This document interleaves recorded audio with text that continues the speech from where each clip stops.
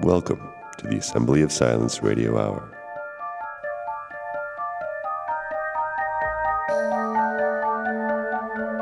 Greetings. Here we are, top of another episode. I'm pleased to welcome Judah back to the program today. Going to make it very brief here. Just want to encourage all of you listening to participate if you possibly can. If you'd like to support the program, please go to patreon.com/TaijiReality, TaijiReality. Taiji, of course, is the great distinction. Tai is great. Ji is a distinction or pole. So it refers to Taijitsu is the yin-yang symbol. Taiji Reality. The conversations continue to develop. If you find them worthwhile and you don't want to support materially the operation here, we appreciate almost as much your spiritual support. Please be kind enough to give us a good review on iTunes and rate it so that others can also get the enjoyment and enrichment that hopefully you are experiencing yourself. And without further ado, here we go. Another episode with Judah. And we're rolling. We're back. This is the OG. The OG configuration. Assembly Silence. This is where it all began. Yeah. Welcome back, Judah. It's good to have you here. So nice to be back, Noah. So nice to be back. Of course, you're actually not back. I actually had to come to you. You did. Yeah. So it's good to... it's nice to have you back. Thank you. Yes. It's good to be back. So I think we had like a half a dozen topics already come up before we started rolling. It happens with us. I don't know what they were. I can't remember a single one of them. I'm sure it's all in the same wheelhouse we usually reside in. It's bound to come around at any point, but right now my mind is completely blank. Which is a good place to start. I think so. I think that's a really good creative, generative place right there. Okay, so what comes up out of it all then? Where do we go from here? Wow. That's always the question, right? Where do we go from here? And yeah. On the most basic level, every single moment, you know? I mean, you may have an idea of where you're going, and there may be some plan, right? Right. But ultimately, where do we go from here is, you may think you know, right? But then conditions are changing, and we live in an increasingly quickly changing world. And so we're going to have interruptions more and more often on our idea of where it is that we're going. Isn't that the gift of trying to stay just in the present moment? Yeah, although it's hard to have a sense of where you're going if you're just in the present moment. Right. I mean, strictly speaking, if we're really talking about it residing within the present moment, then you have no idea where you are. Right. There's the temptation to be blown about by whatever comes, right? Right. And so there requires some sort of rudder and some sort of direction. Yeah, I remember one of the guys who did the audiobooks for the Tao Te Ching. I can't remember his name. It may come up to me in a minute. He was talking about trying to understand the difference between following the Tao and going with the flow. That there's a kind of mistaken idea that just go with the flow is what's being talked about in Taoism, and that's not really it. You can't just be blown around like an inanimate object. You're not just like a leaf in the wind. You're not a toy for the universe. Right. But in another level, we sort of are. You know, it's like, yeah, we are basically being tossed to and fro. We're like a boat on the ocean, you know, and there's turbulence, and we're just sort of trying to ride the waves. So you're kind of going with it, but at the same time, you have a rudder, and you're doing some steering, and there's a little bit of force. You got little like jets that you can kind of put a little bit of energy into to try and go a little bit this way or that way, and it makes a huge difference. You know, and those little adjustments are the difference between floating and drowning, right? Basically. I love to look at thinking as the rudder. Interesting. But now, okay, one of the things we were talking about before is how the mind is the enemy. Ooh, right? But at the same time, a friend, because we really couldn't do without it. What if it was your heart mind? Right. If the heart mind was the rudder, right, for your thinking, or the heart mind and that capacity of thinking right there, or that type of thinking from the heart mind was the rudder for you to navigate the emotional seas of life. I like that concept, but what it brings up for me is so many of the disciplines that we discuss are using the heart mind to dissolve mental objects. So the intention and the formulation of ideas about where we're going is in some way the clutter that obscures the clarity of the mind. So in order to, that's like how the mind becomes the enemy, is when we attach to formulations of our own design, something along those lines. And that the idea is to remain as open, tabula rasa, like the blank slate that can receive, is the best place for the mind. So that makes, it's a difficult juggling act, because I'm not sure that if we fully practiced that we could be functional. If you really did completely reside in that realm of absolute receptivity, mind is empty, open to everything. I mean, hard to say. Maybe that would be the most functional place to be. It certainly is a refined state of being. But could you survive? I mean, if survival is the goal, right? Right. And so change is happening all the time, and we're making adjustments and doing all that because we want to continue to live in this manifest being. So would that be a functional state of being if we were completely embodying the practice of emptying the mind and maintaining an object-free mental space? Or would that be sort of like sattva, the guna, the sort of Luciferian state where you disappear from the material realm because you've wandered too far into the spirit and there's no way to integrate the two anymore? Right.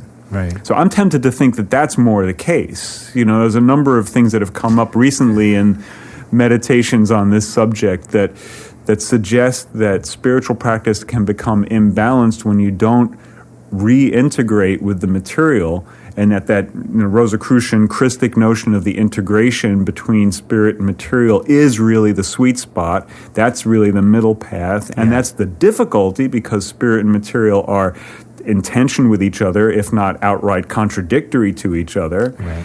So the ideal of this, purity mind state as being the goal may be completely a misperception of things. Yeah, you can see a lot of delusion that comes with that, right? And that's the insight of the sattva concept, is that, tamas, rajas, right? So you have ignorance and desire are part of the material mode of nature, right? But then when you feel that you've overcome desire and ignorance, and that you're now rejecting the material world as if it weren't worth something, you go running towards the spirit. That's also another aspect of material mode of nature, because you're basically trying to reject material.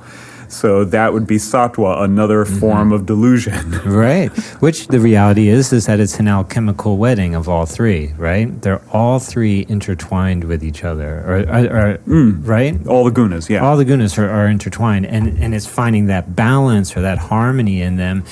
Like you said, the Christic middle path is that sweet spot. It's that integration of spirit and matter, and that's the sweet spot. And how do we, staying in the present moment as much as possible, being available to what is, yet at the same time being able to check, is this in my best interest right now? Well, that's why I love the Taoist alchemy of the trigrams, because the idea is that the ordinary state of being is that fire is over water, which means that the clinging part of the mind is taking dominance over the sense part of the mind. And the Taoist alchemy is to reverse those two. Right. So you Get fire underwater. put the fire under the water, and so the water is the direct connection. It's yin, yang, yin. So yang is in the middle line, meaning that that's where the present moment is. The present is between the past and the future. Right. So the focus of attention is on the present sensation, what is occurring, right? Actual being, with no past or future consideration. So that is staying in the present moment. Underneath that, the thing that is basically like undergirding it, it's the foundation, is the fire. The fire is the past and the future being held in consideration, right?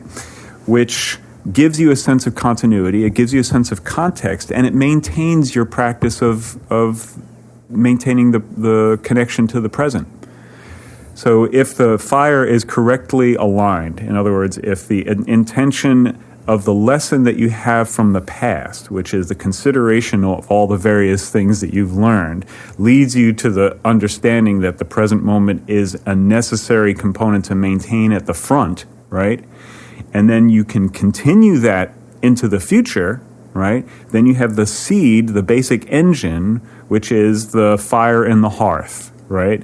That basically allows for the maintenance of the vibrant living water, the living water that's enlivened by the fire. Because without the fire under the water tends to descend, it gets cold, it gets dense, it becomes ice, frozen, right? And when the fire is left to its own devices, it rises up above, doesn't do the job anymore, right? So see that look in your face. So as you're saying this, the image I keep getting is volcanic activity. Volcanic activity underwater creates land. Oh, interesting. Right? Substance. Fire underwater. Volcanic activity underwater creates land, which in future creates life, right? You have soil eventually will come, plants will eventually come, life eventually comes on the land, right? But also under the water as well. Yeah. Yeah. But volcanic activity on top of land, like that fire just blasts off into the atmosphere, right? Interesting. You know, and can be destructive. Interesting. Right? You know, I don't know what the connection is here, but I think that the only place in the world where the ancient archaic bacteria still live are in the volcanic vents underneath the ocean. Oh, fascinating. Isn't that bizarre? Yeah. I mean, life is always, this is the thing. Life is giving us the imagery we need. It's always showing us. Right, so that's another theme that we brought up before, that the patterning in life, the rhythm, you said the quote from Steiner about the comprehension of nature's rhythms will become the true natural science. Yes. So rhythm, cyclical interaction, periodic movements. It's evolutionary repetition. So it's not absolute repetition. It's not like just going around and around. Right. It's spiral. Like a spiral, right, where it's going up, and you're revisiting the same place, or down, or down, or in or out, maybe more. Maybe in the case of humanity, down for the time being. Seems to be. It's kind of like one of those optical illusions when you see those spirals, like kind of like the things that you would like hang out front of your house, and the wind spins it, right, and it looks like it's going down, and then sometimes it looks like it's going up, right? I think that's really what life is for humanity. It's like we're in a downward spiral, and at some point we'll hit as far down as we can go, and then it'll become an upward spiral. Well, that's interesting because that's an interesting metaphor, because it means that the both are inherent in the same thing at the same time. Exactly. Which is what happens with in electromagnetic interactions too. The magnetic field that's generated is something which extends outward and comes back inward at the same time. It's a fundamental aspect of the polarity. Yes. Yeah. So we see that with torus fields, right? Yeah. Right. Yeah. And we've talked about the yugas in the past on this show, and the yugas go. They go from the Sat Yuga, or that Yuga of truth, and it devolves all the way down to the Kali Yuga where we are, but then it goes back up, but it repeats. Kali Yuga repeats itself, so you get 2 cycles of the Kali Yuga, then it goes back up. Well, see, this is interesting. So is it possible that when you're talking about the Yuga cycles, that underlying all of that, there is a simultaneity of all of them? You know what I mean? Like that it's not necessarily on some level, you could say that what we see happening is that when materialism rises, spirit descends, right? And when material starts to crumble, then spirit rises, right? So there's this kind of back and forth type of thing, and so there's a balancing out that seems to be happening at all times on some basic level, like the most elemental. It feels like imbalance. It feels like things are falling apart, right? Right. But on another level, because everything that exists has a lifespan, there's going to be a falling apart period for every entity. And as that entity is falling apart, it's making way for something new to come in. So it's just like a garden, like the garden, it's got its cycles. And so as the plant reaches maturity, it gets kind of crispy and starts to fall apart. And then you get, the new buds coming up afterwards. Always in simultaneity, we see growth and flourishing and death and decay. Yeah. Right?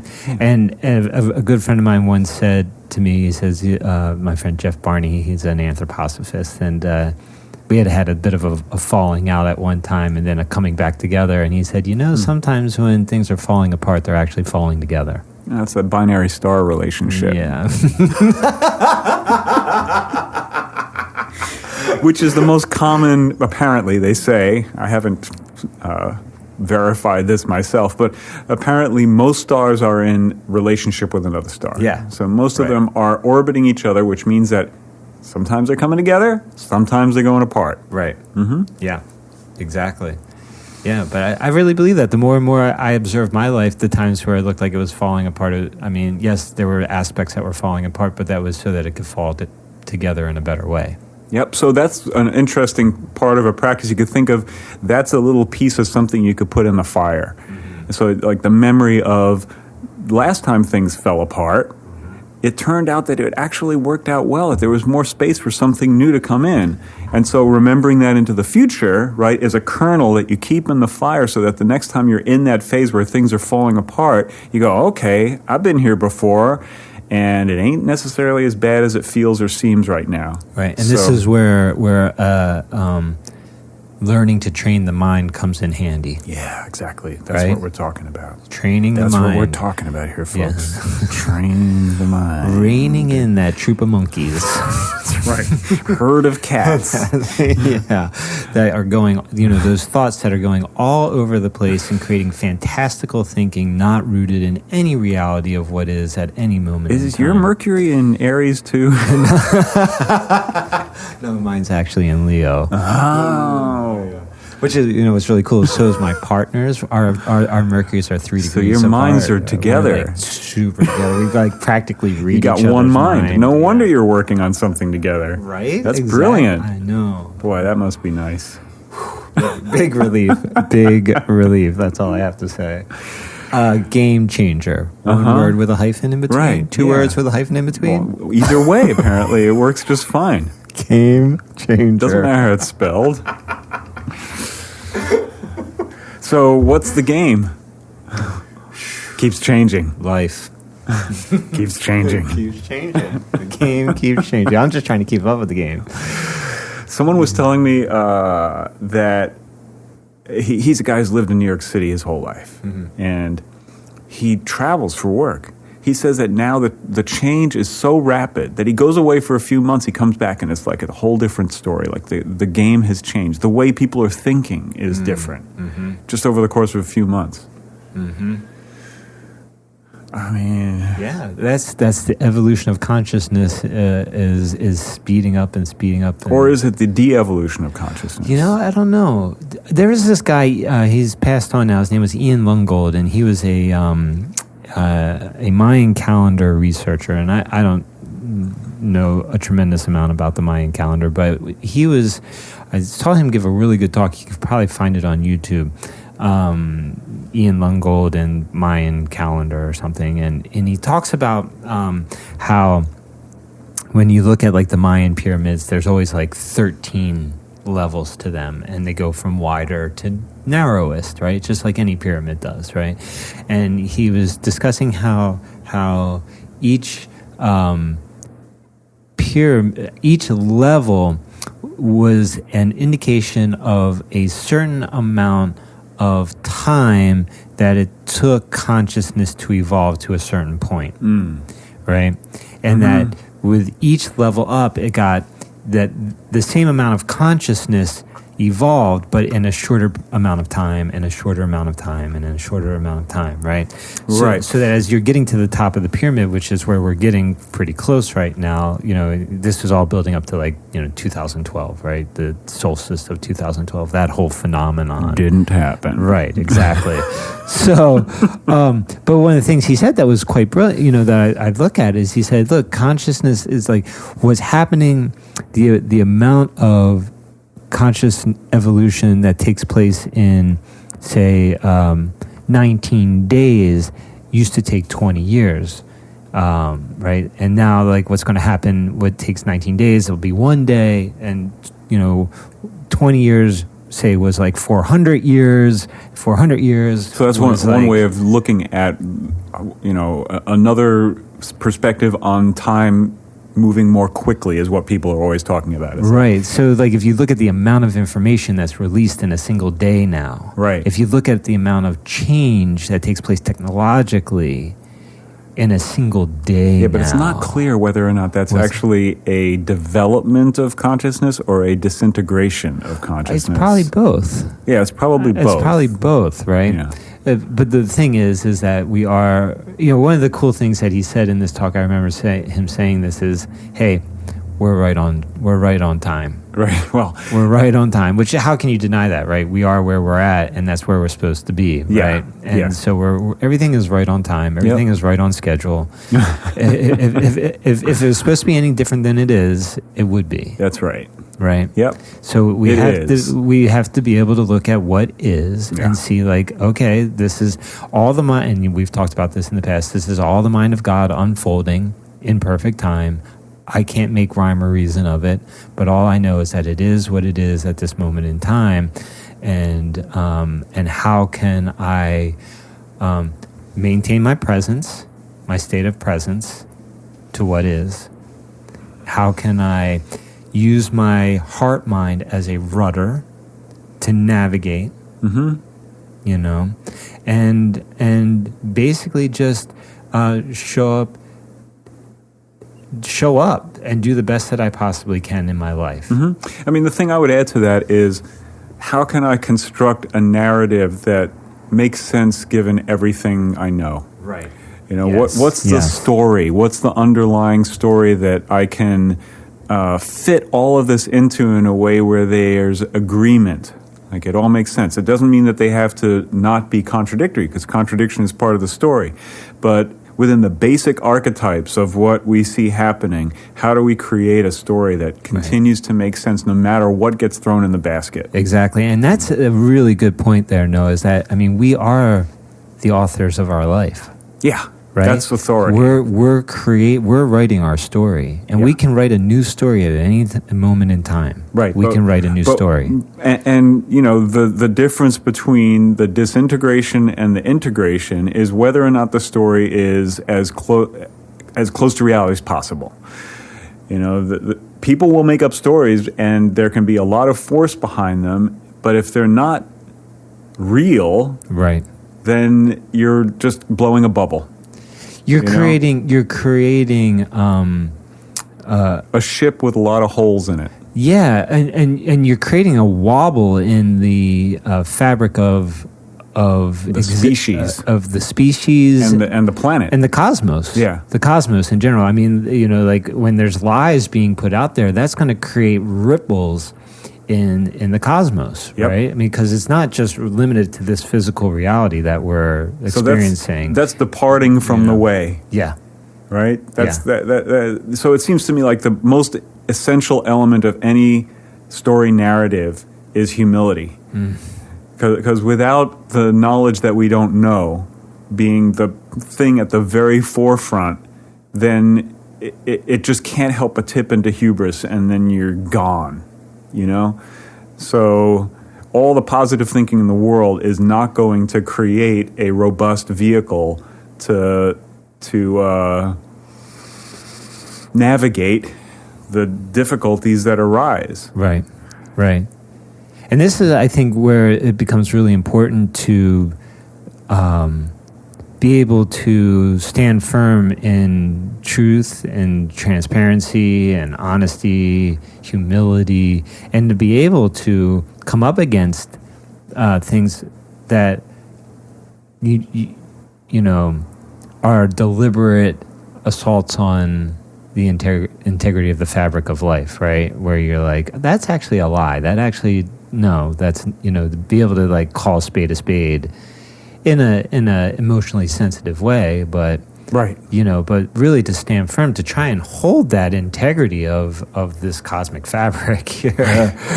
You know, it's a slippery slope though, because it's you know, I've been having some experiences recently where I'm trying to point out to some people who still take their information from the mainstream media that they're getting it from unreliable sources, that they're basically being lied to, and it's almost impossible. Wait, are you saying that that there's fake news out there? I mean, this is the kind of subject that threatens to undermine the entire podcast. We were doing really well up until this point, but now I feel like it could just degenerate into a turn. But it's true, you know. So much of the information that is disseminated broadly is frickin' bullshit, or like there's a little bit of truth there and it's surrounded by a bunch of bullshit. It's like the old Lenny Bruce routine about like whether or not is something art if it has a little shit in it, right? It's like, well, how much shit can you have around something and it still be art? It's like the thing we were just checking out about Easy Rider. Right. It's like a vehicle for degeneracy. Is there some art in it? Is there something of value in that thing? Or is it just a piece of shit? Or do we as a collective stand up to the piece of shit and say, actually, that's not art? I mean, I know you want to call it art and it's your expression, but it's contributing to the degeneracy of the species. So it's the same thing. So we have to actually call that out. So it's the same thing with these media outlets that are pushing false narratives, right? And it's the major ones now. It's really like, it doesn't matter whether it's Fox News or CNN or the New York Times or Washington Post or whatever. It's like they are all obviously, absolutely, like if you just look at the information, they even print their own retractions. You know, where they're so sloppy that so many of the narratives that they've been pushing have been proven to be false. So they oh well, you know, yeah, we blew it. But they don't push that. You know, they won't push the fact that the story that they were pushing for the whole freaking year turned out to be bullshit. They're just like, oh, on to the next bullshit story. Well, that's the thing is that we've talked about this, that we live in a time where the truth has become a lie and lies have become the truth, right? And that we really don't know what is real or true anymore. I mean, especially with computer graphics and photoshopping, and I mean, you don't know if what you're watching is real, is something real or not. I mean, it's just, we are living in a time that requires an incredibly high degree of discernment, and that's why I believe it's so critical to develop the capacity of the heart-mind. Because when you have a strong, functioning heart-mind, it is what will allow you to identify falsities, and you'll feel it, you'll see it, and you'll feel it for what it is. And then the other element I would emphasize there, of course, is the humility and understanding that we don't know. Right. Because there's a tendency when you see so much falsehood to want to like push back with some other narrative that you consider to be true, which is a real slippery slope and more often than not ends in disaster. Because we really don't know on many of the things, you know, like because something gets presented in the media as being an important issue, right? When you realize that the narrative about it, like take 9/11 for instance, you know, it's pretty obvious that the mainstream narrative on that has more holes than Swiss cheese. But the people who have come up with the alternative narratives, like 90% of the time, they just sound insane, because even if it were true, you can't substantiate it.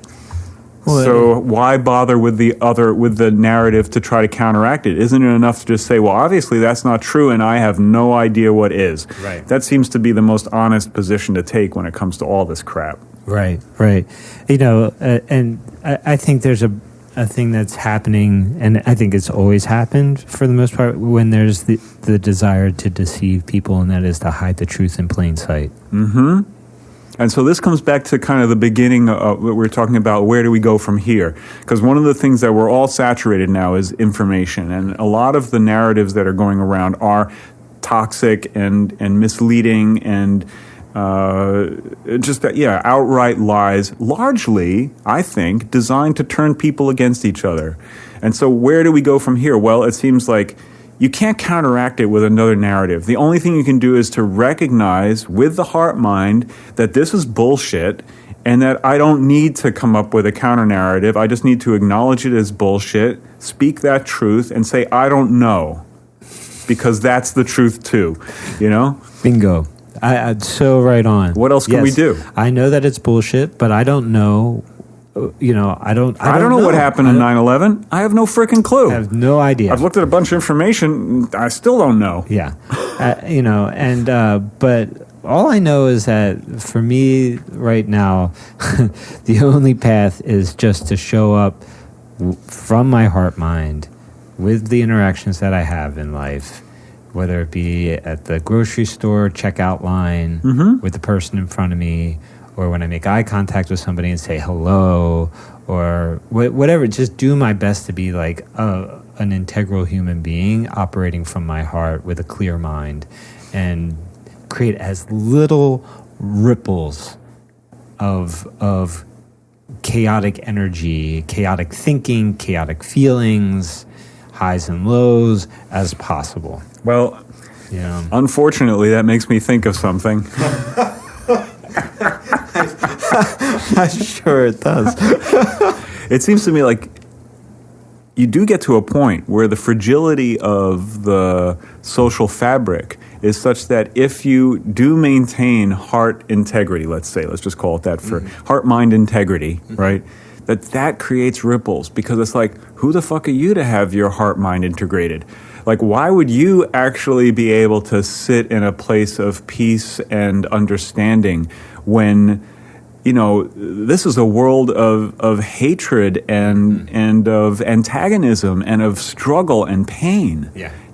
So just by showing up and being like, hey, how you doing? We're here doing this together, right? Mm-hmm. Let's make the best of it. That might be enough to set people into a rage. Yes, I have a friend who sits in a group, and they have topics every month, and one of the topics was climate collapse. And this friend of mine has done a lot of research on that, and he's a heart math practitioner also, so he's really down with the heart mind concept. And he said, I'm actually he sent an email to this group, and he said, this topic I'm really full with right now, and I'm not going to be attending. And if anybody has any questions, why, just let me know, But he got so attacked by this group. Like, this is so important, you can't miss this, and how, you don't care about the environment, like all these projections, right? And this guy was just, it's funny when you just stand in your truth, how triggering that can be for people. Climate change is it's a perfect example. Yeah. It's like, I don't know what's going on out there waiting for you. Oh, yeah. And they've already decided. Yeah. They complete, and that's one of the most interesting critiques of climate science. I'm using the air quotes here, because they've already decided that they know. If you're scientifically objective, then you can't say that you know exactly what's going to happen, particularly with one of the most complex systems we've ever studied. Right? So the idea that we know how this is going to play out is anti-science. And the whole point of the argument is that this is based on science. So that's a fundamental problem with that position. And it's one of the reasons why they get a fair amount of pushback nowadays, is because they're acting hubristically, they're acting anti-scientifically. It's become a political movement, and that ain't science. Right. And yet, here's a few things. I mean, a few things we do know is that there's been close to 80,000 new synthetic chemicals released into the environment since World War II. Mm-hmm. The vast majority of them being endocrine disruptors and things called obesogens or xenoestrogens. And obesogens are chemicals that disrupt your endocrine system that lead us towards obesity. Xenoestrogens are estrogenic compounds that are synthetic that bind to estrogen receptor sites in your cells and increase estrogen levels, blocking natural estrogens from doing their job. Okay, which creates endocrine disruption, and when you create endocrine disruption, you start looking at things like insulin resistance and once you begin to disrupt your endocrine system, now you're looking at your entire hormonal chain starts to fail. And these are your sex hormones: testosterone, estrogen, progesterone, DHEA. Should I keep going? It's Insulin, like a monkey wrench going into your body. Right. So what we know is that the toxicity of the world right now is creating conditions unlike we've ever seen before, like autoimmunity on the rise due to environmental toxicity. Right. There's well over 6,000 scientific studies right now that show the impact of endocrine disruption on wildlife. We haven't even touched humanity yet. We know that PCBs, that are banned are being found in polar bears, right, in the Arctic. How the hell did PCBs, which was a pesticide, get into the Arctic, right? So we know that we are contaminating this world to a degree unlike it has ever been seen before. Okay. So wouldn't it be convenient if you were able to take the environmental movement and convert it to a concern with overall pollution, to a concern with pollution from carbon dioxide, which is one of the few byproducts of human activity that the Earth has a natural mechanism to deal with? Right. So that just seems a bit convenient. When your sole focus, which it seems like the sole focus is CO2, which, I mean, CO2 does lead to the acidity of the oceans and so on and so forth, but in excess. Right, but we have got a toxicity issue here. We have a chemical, we are swimming in a chemical soup. Thousands of them. Tens of thousands. Tens of thousands of synthetic chemicals that disrupt your endocrine system. And how many of those get mentioned now in environmental articles? And if you're in the mainstream media, so talking again about the purveyors of information to the mainstream, how often are they going to be talking about this toxic soup that's being continually pumped into our environment and which has now basically permeated our own living space on a regular basis? We're all being exposed to this shit. Right.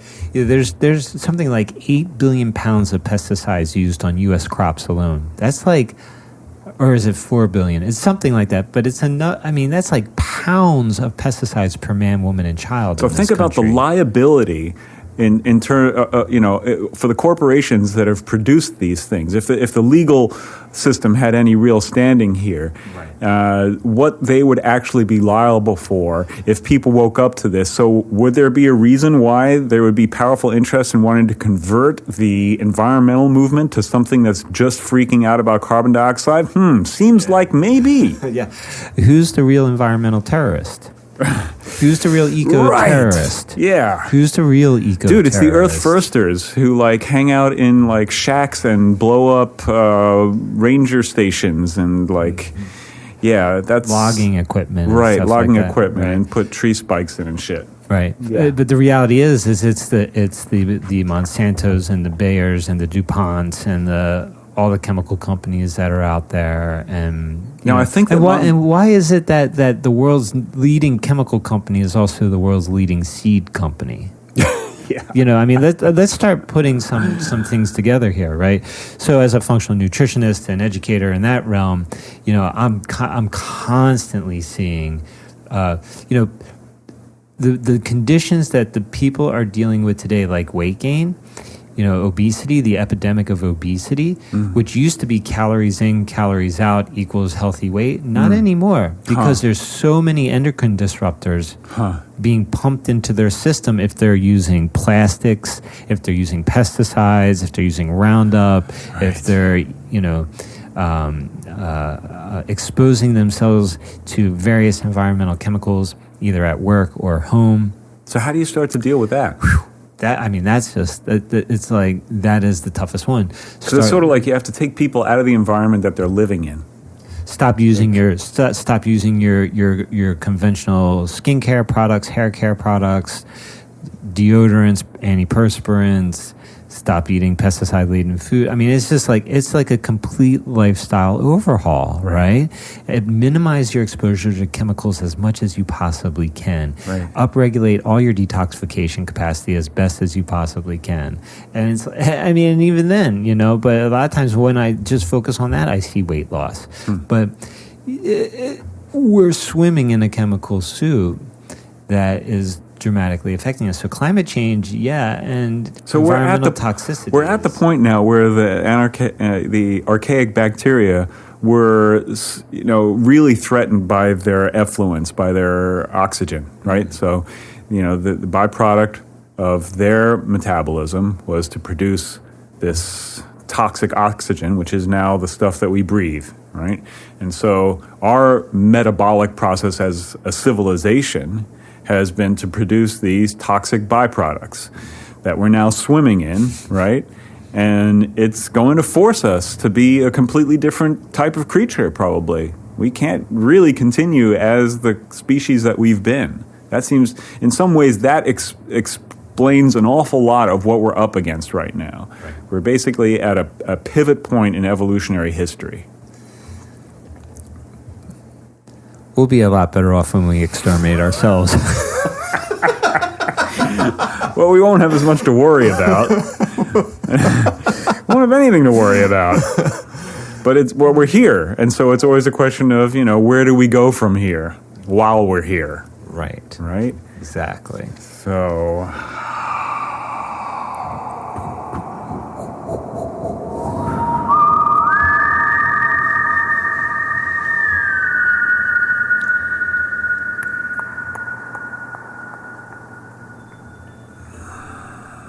Oh, yeah.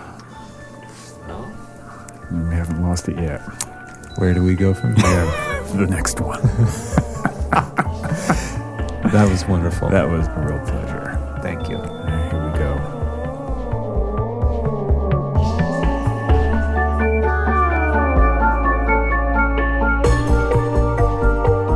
Thanks for listening. We look forward to serving you again soon. In the meantime, remember,